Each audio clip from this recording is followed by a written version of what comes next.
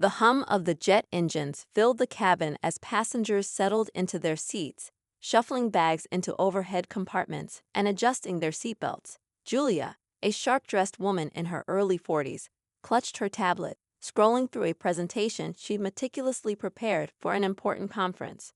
Her mind raced with thoughts of networking opportunities, potential promotions, and how she might dazzle her peers with her brilliance.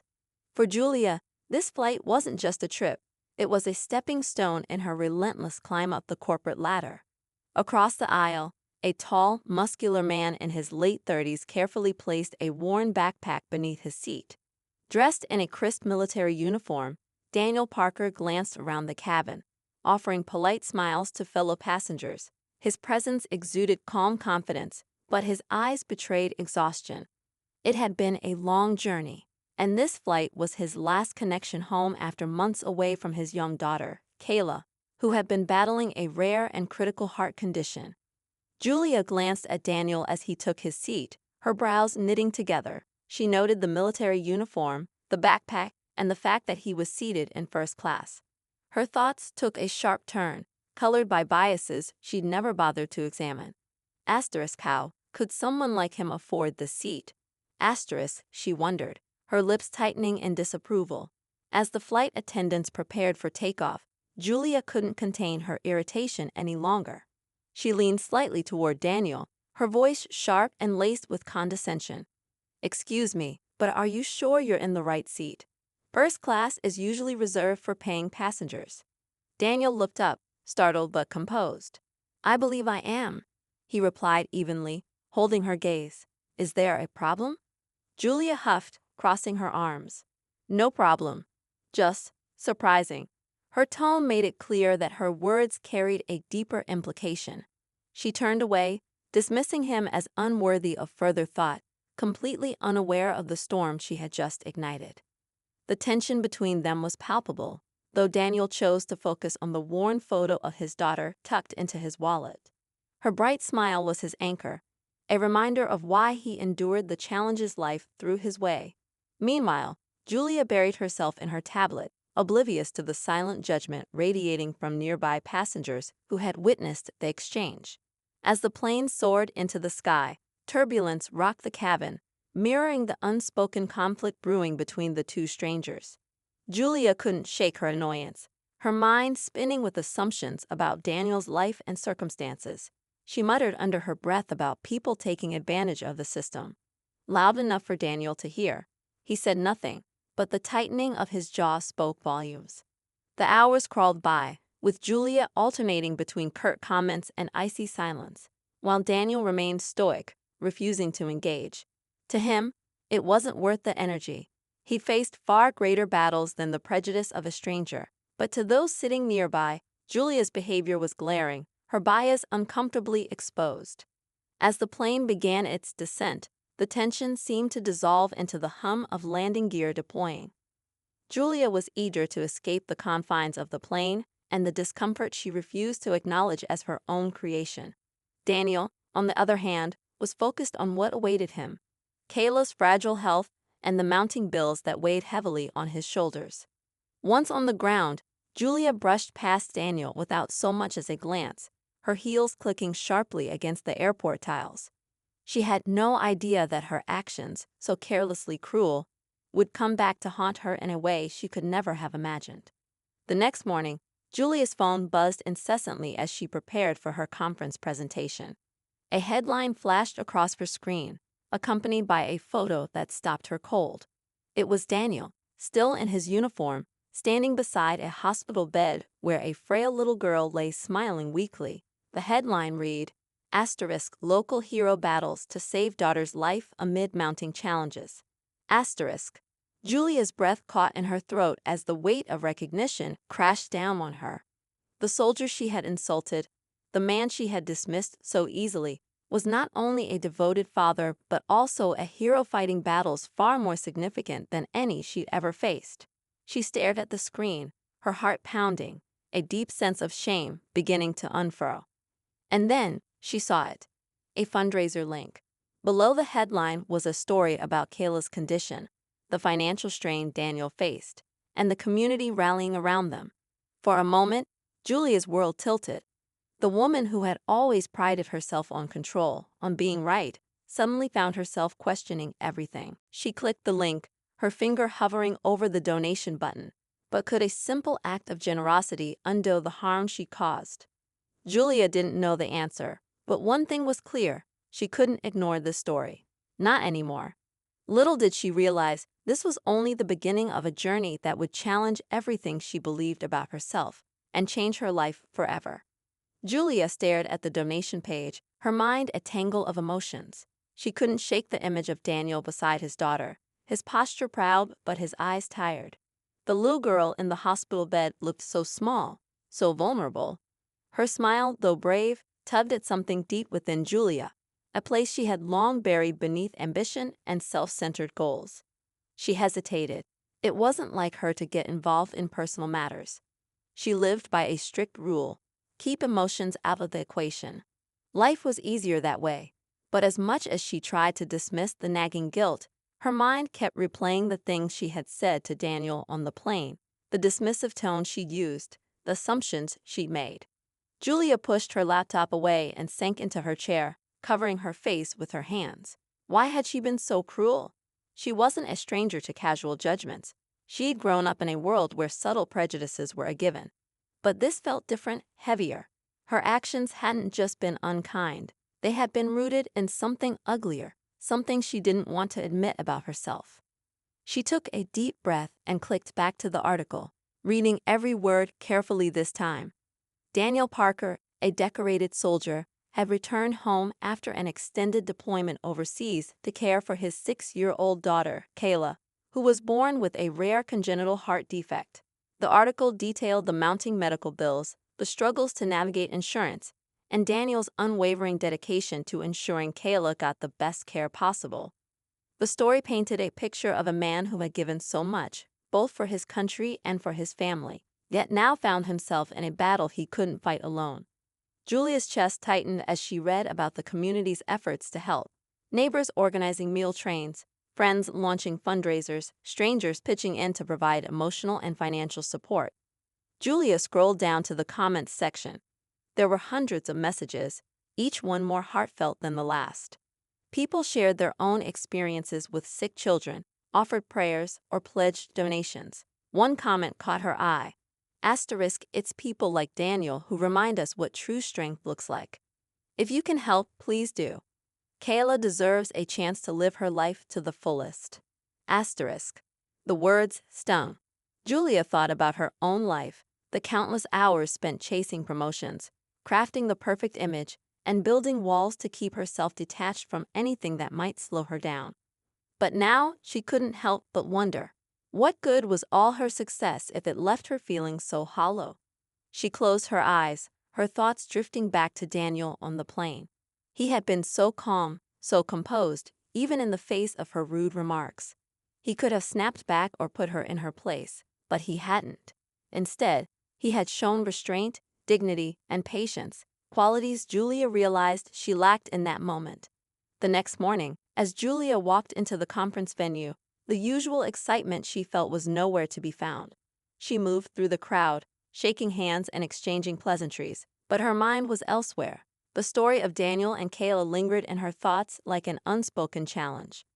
During a break between sessions, Julia found herself standing by the coffee table, staring blankly at the assortment of pastries.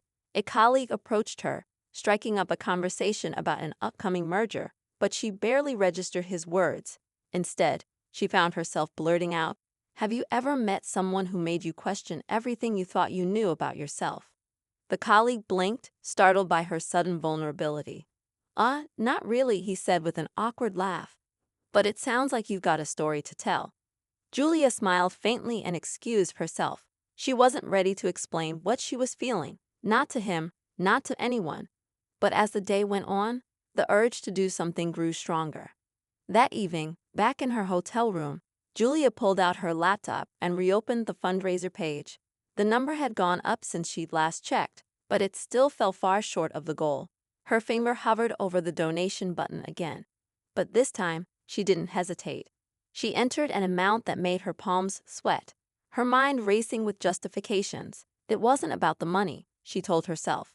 It was about making things right, or at least trying to. After clicking Donate, Julia sat back, a strange mix of relief and unease washing over her. She had taken a step, but it didn't feel like enough. The memory of Daniel's exhausted face and Kayla's fragile smile haunted her. She wanted to do more, though she wasn't sure what that meant yet. The next day, Julia's phone buzzed with an email confirmation of her donation, followed by a thank you message from the fundraiser organizer. She read it twice, her heart heavy with a sense of responsibility she couldn't ignore. For the first time in years, Julia felt compelled to act not out of obligation, but out of genuine care. Later that week, back at home, Julia found herself scrolling through updates on Kayla's condition. She learned that Daniel was trying to secure a consultation with a specialist, but the wait list was impossibly long. The article mentioned that the hospital staff was doing their best, but resources were limited and time was running out. Something shifted inside Julia. She had spent her entire career building connections, navigating systems, and making things happen. If there was one thing she knew how to do, it was cut through red tape. With a newfound determination, Julia picked up her phone and started making calls. She reached out to contacts she hadn't spoken to in years. Using every ounce of influence, she had to find someone who could help. At first, it felt awkward, even intrusive, but as she explained the situation, she found that people were surprisingly willing to assist. One call led to another, and soon Julia was speaking with a hospital administrator who agreed to escalate Kayla's case. By the end of the day, Julia had arranged for the specialist to review Kayla's medical records and consider an earlier consultation. When Julia hung up the phone, she felt a flicker of pride, not the hollow kind she was used to, but something deeper and more fulfilling. She realized she wasn't doing this to ease her guilt or prove something to herself. She was doing it because it was the right thing to do. That night, as Julia sat in her quiet apartment, she thought about how much had changed in such a short time. The woman who had boarded that plane, full of arrogance and self-importance, felt like a stranger now. Julia wasn't sure who she was becoming, but for the first time in years, she was okay with not having all the answers. She picked up her phone and opened the fundraiser page again, this time scrolling through the list of donors. She spotted her name among hundreds of others and smiled, feeling a connection to these strangers who had come together for a common cause. And then, as if drawn by some invisible force, Julia clicked on the contact button next to Daniel's name. She typed a short, hesitant message. *Hi, Mr. Parker. My name is Julia, and I was on the same flight as you last week. I read about Kayla and wanted to let you know that I'm here if you need any help. Please don't hesitate to reach out. She hit send before she could second-guess herself, her heart pounding as she set the phone down. It wasn't much, but it was a start. Julia didn't know what the future held, but one thing was certain, she wasn't going to let her mistakes define her. Julia didn't expect a response, but it came sooner than she anticipated. The next evening, as she was unwinding with a cup of tea, her phone buzzed. She glanced at the screen and froze. It was a reply from Daniel. *Hi, Julia. Thank you for reaching out. I'm grateful for your support. Things have been tough, but knowing people care makes a difference. I appreciate the offer to help. *. She read the message twice, her heart pounding. For a moment, she didn't know what to say. This wasn't a business deal or a networking opportunity where she could rely on polished phrases. This was real, raw, and deeply personal. After a few moments of deliberation, she replied. *I mean it. I'd like to help in any way I can. Let me know what you and Kayla need. The conversation was brief, but it left Julia feeling a strange mixture of relief and nervousness. She had opened a door she couldn't close, and while she didn't know where it would lead, she felt compelled to walk through it. In the days that followed, Julia began to learn more about Daniel and Kayla's situation. They were navigating a labyrinth of hospital bureaucracy, insurance complications, and the overwhelming stress of Kayla's fragile health. Daniel was doing his best to keep everything together, but it was clear that he was stretched thin. Julia found herself stepping in more and more. She offered to review paperwork, made calls to insurance companies, and even coordinated with the hospital to ensure Kayla's next appointment was scheduled without delays. Each task was a small victory, but together, they began to make a tangible difference. As Julia became more involved, she started to notice things she hadn't before, subtle challenges that Daniel faced every day. The way people looked at him when he walked into the hospital, the assumptions they made about his ability to pay the bills, the dismissive tone some staff used when he asked questions. Julia had never experienced these things herself, but seeing them through Daniel's eyes was eye-opening. One afternoon, while sitting in the hospital cafeteria with Daniel, she worked up the courage to address it. "Can I ask you something?" she said, her voice hesitant. Daniel looked up from his coffee. "Sure. Do you think people treat you differently because—" She trailed off, unsure of how to finish the sentence without sounding ignorant.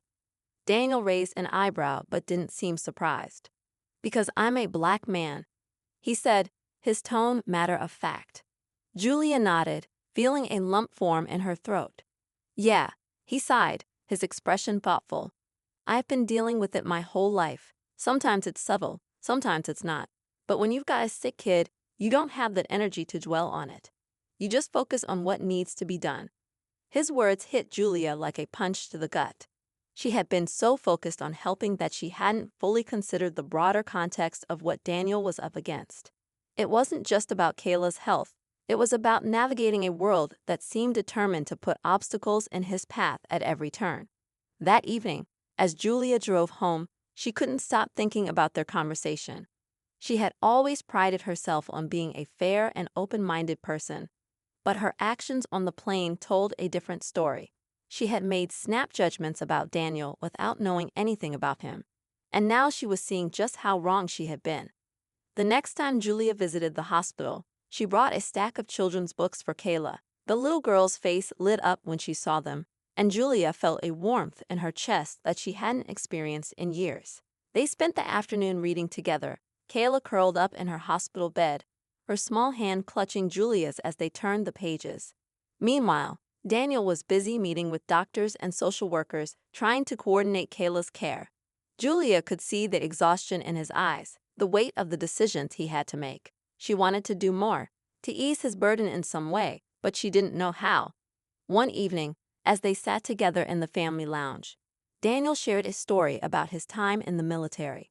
He spoke about the camaraderie, the sense of purpose, and the sacrifices he had made for his country. "It's funny," he said with a bitter smile. "You spend years defending freedom and equality, and then you come home and realize those things aren't guaranteed for everyone." Julia didn't know how to respond. She wanted to apologize again for her behavior on the plane, but she knew words wouldn't be enough. Instead, she resolved to let her actions speak for themselves. Over the next few weeks, Julia threw herself into helping Daniel and Kayla with a determination that surprised even her. She used her corporate connections to rally support, convincing her company to make a donation to the fundraiser and pushing for a philanthropic initiative to assist families like Daniel's. At the same time, Julia began to confront her own biases. She sought out resources to educate herself, reading books and watching documentaries about systemic racism and its impact on families like Daniel's. It was uncomfortable at times, but she knew it was necessary. As Kayla's condition improved, Julia found herself growing closer to both her and Daniel. What had started as a simple act of charity had evolved into something much deeper, a genuine friendship built on trust and mutual respect. But even as they celebrated small victories, the larger challenges loomed. Kayla still needed surgery, and the stakes were higher than ever. Julia couldn't shake the feeling that time was running out. Every day brought new obstacles, and the pressure was mounting, but she refused to give up. For the first time in her life, she was fighting for something bigger than herself, and she was determined to see it through. Yet, even as Julia poured her energy into helping, she couldn't ignore the doubts creeping in. Would it be enough? Could she really make a difference? Or was she just trying to atone for her own guilt? The questions haunted her, but she pushed them aside, focusing on the task at hand. There was too much at stake to let fear hold her back. For Kayla, for Daniel, and for herself, Julia knew she had to keep going, no matter what. The days leading up to Kayla's surgery were a whirlwind of emotions. Julia had never experienced such a mixture of hope and dread. Every moment felt charged with a heavy significance, as if the air itself carried the weight of all their fears and prayers. She threw herself even deeper into her efforts, making sure every possible detail was handled so Daniel could focus on being there for Kayla. Despite the flurry of activity, a sense of unease hung in the background. The surgeon they had secured was renowned for handling rare cases like Kayla's, but the risks were undeniable. Julia couldn't stop herself from imagining all the worst-case scenarios, and the thought of something going wrong left her stomach in knots. One afternoon, as she was helping Daniel fill out more hospital paperwork, she noticed how quiet he was. His usual calm, steady demeanor seemed strained, and he avoided meeting her eyes. Finally, she set the pen down and asked, "What's on your mind?" He hesitated, his hands clasped tightly together. I keep thinking, what if this doesn't work? What if?" His voice cracked, and he trailed off, shaking his head. Julia leaned forward, her voice soft but firm. "It's going to work, Daniel. You've done everything you can. Kayla's strong, and she has the best care possible." He nodded but didn't look convinced. "I know, but I can't shake the feeling that I failed her somehow. Like I should have been able to protect her from all of this." Julia's chest tightened at his words. She reached out and placed a hand on his arm. "You haven't failed her. You've been fighting for her every single day, and she knows that. She feels it." Daniel finally looked at her, his eyes filled with a mix of gratitude and vulnerability. "Thank you," he said quietly. The night before the surgery, Julia found herself unable to sleep. She lay in bed, staring at the ceiling, her mind racing. She thought about Kayla's laughter, the way she clung to her teddy bear, and the brave smile she always put on for her father. She thought about Daniel's unwavering dedication and the quiet strength he carried, even when the world seemed to be against him. And then, unbidden, the memory of that fateful plane ride came rushing back. The harsh words she had spoken, the assumptions she had made, it all felt like a lifetime ago, yet the weight of it still lingered. How could she have been so blind? The next morning, the hospital was a hive of activity. Kayla's surgery was scheduled for midday, and the hours leading up to it felt agonizingly slow. Julia arrived early, bringing Kayla a small bouquet of colorful flowers and a card signed by some of the nurses who had grown fond of her. Kayla beamed when she saw the flowers. "They're so pretty, Miss Julia," she said, clutching them to her chest. "They're almost as pretty as you," Julia replied, forcing a cheerful tone despite the lump in her throat. Daniel stayed close to Kayla, his hand never far from hers. As the nurses prepped her for surgery, he leaned down and whispered words of encouragement, his voice steady even though Julia could see the tension in his posture. When it was finally time for Kayla to be wheeled into the operating room, she looked up at Julia and Daniel with wide, trusting eyes. "You'll be here when I wake up, right?" she asked. "Of course," Daniel said, his voice breaking slightly. Julia nodded, her own emotions threatening to spill over. "We'll be right here, sweetheart. You're going to do great." As the double doors closed behind Kayla, a heavy silence fell over the corridor. Daniel stood motionless for a moment, staring after her, before turning and walking toward the waiting area. Julia followed, her heart pounding in her chest. The waiting room was a study in contrasts. Families huddled together in quiet support, children playing with toys to pass the time, and individuals sitting alone, lost in their thoughts.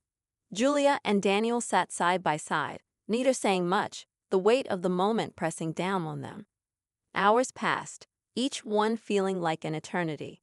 Julia tried to distract herself by scrolling through her phone, but nothing could hold her attention. She caught herself glancing at the clock every few minutes, willing time to move faster. Daniel, on the other hand, was restless. He paced the room, ran his hands through his hair, and occasionally muttered under his breath. Julia could see the strain in every movement, and it broke her heart to watch him carry so much. Finally, unable to bear the silence any longer, she spoke. "Daniel, why don't you sit down? You've been on your feet all day." He shook his head. "I can't. I feel like if I sit still, I'll lose my mind." Julia stood and placed a gentle hand on his shoulder. "You're not alone in this. Whatever happens, we'll face it together." He looked at her, his expression a mixture of gratitude and exhaustion. "Thank you," he said again, his voice barely above a whisper. The hours dragged on, and the tension in the waiting room grew with each passing minute.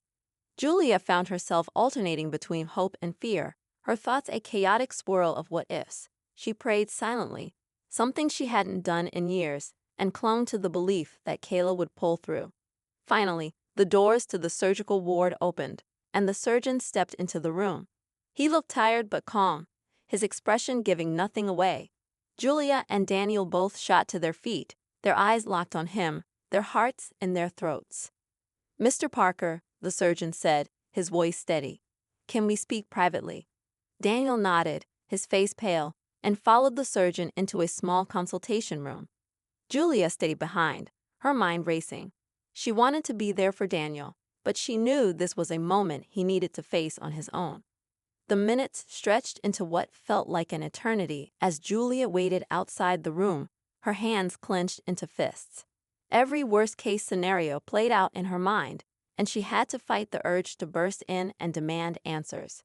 When Daniel finally emerged, his expression was unreadable. He walked over to Julia slowly, his steps measured, and stopped in front of her.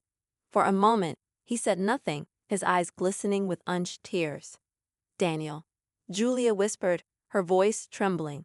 He took a deep breath and opened his mouth to speak. Daniel's silence stretched, and Julia felt her pulse quicken. The look in his eyes was impossible to decipher, somewhere between exhaustion and hope, with a shadow of fear still lingering. Finally, he spoke, his voice quiet but steady. "The surgeon said the operation went well," he said, exhaling slowly. "They were able to repair the defect, and she's stable for now. But," his voice faltered, and he looked away for a moment, composing himself. "But the next 48 hours are critical. They need to monitor her closely to make sure there aren't any complications." Relief flooded through Julia at first, but it was tempered by the weight of his words. The thought of Kayla being so close to danger even after making it through the surgery was a sharp reminder of how fragile the situation still was. "That's good news," she said softly, trying to reassure him. "She made it through the hardest part. Now we just have to be patient." Daniel nodded, though his expression remained grim. "I know," he said. I can't stop thinking about how much she's been through. She's so young, and she's already had to fight more battles than most adults ever will." Julia reached out and touched his arm, her own emotions threatening to spill over. "She's strong, Daniel, and she has you. She's not alone in this." They spent the next several hours in a haze of waiting and watching. Nurses came and went with updates, each one reporting that Kayla was stable but still under close observation. Daniel barely left her bedside, his hand resting gently on hers as he whispered words of encouragement. Julia stayed close, offering quiet support, her heart aching with every beep of the monitors. It was during one of these quiet moments that Julia's phone buzzed with a text. She glanced at the screen and saw a message from a number she didn't recognize. "You don't know me, but I saw your interview about Kayla," the message read. "I think I can help." Julia frowned, her mind racing. She hadn't given out her number to anyone related to the news coverage. Who could this be? She hesitated for a moment before replying. "Who is this?" The response came quickly. "I work in medical research. There's a treatment option that might be beneficial for her recovery, but it's experimental. I'd like to discuss it with you." Julia's stomach turned. Experimental treatments were always a gamble, and the thought of introducing something untested into Kayla's already delicate situation was unsettling. At the same time, she couldn't ignore the possibility that this person might have valuable insight. She showed the message to Daniel, who read it with a furrowed brow. "What do you think?" he asked, his voice low. "I'm not sure," Julia admitted. "It could be a scam, or it could be someone genuinely trying to help. Either way, I think it's worth looking into. If there's even a chance it could make a difference, we have to explore it."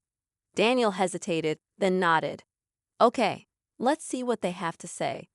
Julia arranged a call with the mysterious contact, a man named Dr. Everett. When they spoke later that evening, his voice was calm and professional, though his proposal was anything but ordinary.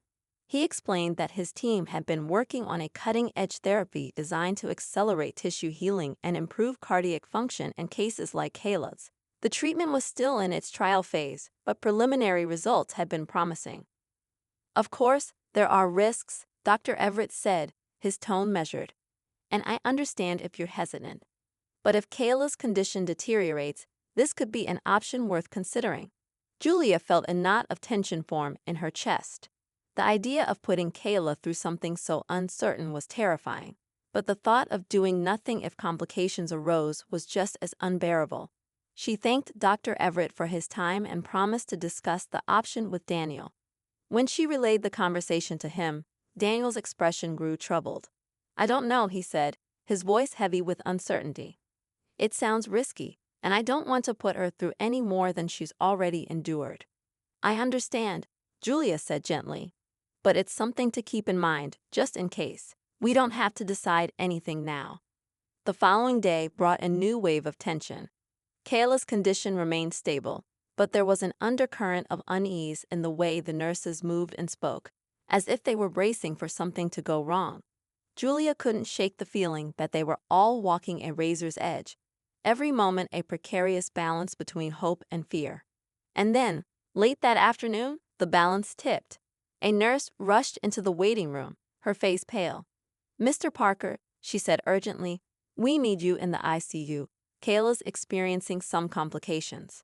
Daniel shot to his feet, his face a mask of panic. Julia followed close behind as they hurried down the hallway, her heart pounding in her chest. When they reached the ICU, the scene was chaotic. Monitors beeped frantically, and a team of doctors and nurses worked quickly around Kayla's small, fragile form. Daniel froze for a moment, his breath catching in his throat, before one of the doctors approached them. "She's having trouble stabilizing," the doctor explained, his tone calm but serious. "We're doing everything we can, but this is a critical moment." Julia felt the room spin around her, the weight of the situation pressing down like a physical force. She glanced at Daniel, who looked like he was on the verge of collapsing under the strain. As they stood there, helpless and terrified, Julia's phone buzzed again. It was Dr. Everett. "I saw the news about her condition," his message read. "If you're ready to discuss the treatment, now might be the time." Julia's hands shook as she showed the message to Daniel. "What do we do?" she whispered, her voice trembling. Daniel stared at the screen, his jaw clenched. "I don't know," he said, his voice breaking. "I just want her to be okay." The decision loomed over them like a storm cloud, the weight of it threatening to crush them both. They were out of time, and the stakes had never been higher.